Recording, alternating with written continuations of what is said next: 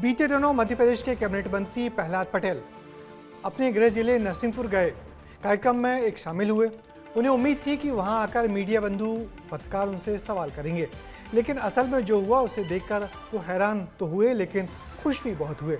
दरअसल वहां एक नन्ही सी यूट्यूबर ने उनसे बड़े गहरे सवाल कर लिए, जिसका प्रहलाद पटेल ने बड़े बेहतर तरीके से जवाब भी दिए। सुनिए क्या कुछ हुआ।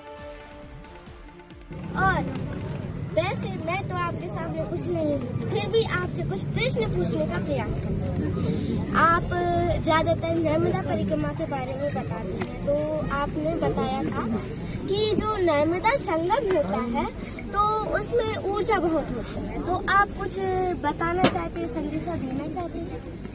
नर्मदा संगम जहाँ पर होता है वहाँ जीवन की संभावना होती है, और उद्गम जहाँ पर होता है वहाँ पर अपूर्व ऊर्जा होती है। माँ नर्मदा की परिक्रमा का मूल कारण है कि दुनिया में एकमात्र नदी है जो नर्मदा जिनकी परिक्रमा होकर है, और ये ताकत उसी कारण से मिलती है। लगता है नर्मदा जी का असर आप पर भी है, इसलिए आप हमसे अच्छा प्रश्न पूछ पा रहे हैं। तो वास्तव में जहाँ संगम होता है, चाहे पहाड़ों का हो, चाहे नदियों का हो, और चाहे स्त्री पुरुष का हो, वहाँ जीवन की संभावना रहती है।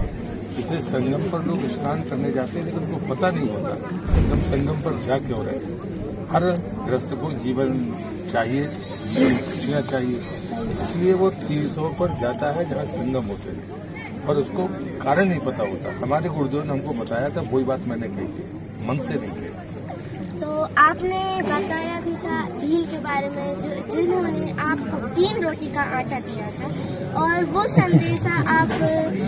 संदेशा आपने दिया है वो आप देना चाहते थे या भील देना चाहते थे या आपके गुरुजी देना चाहते थे? किससे पता चला आपको? पहले मेरा भी पता।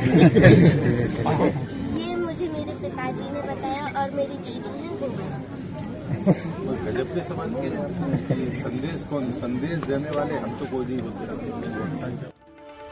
तो आप देख सकते हैं कि ऐसी नन्ही यूट्यूबर ने बड़े गंभीर सवाल किए, और जिसके जवाब देना प्रहलाद पटेल के लिए भी मुश्किल हुए। वो आश्चर्यचकित रह गए, इतनी छोटी बच्ची इतने बड़े सवाल पूछे, और बच्ची का हौसला भी उन्होंने खूब बढ़ाया।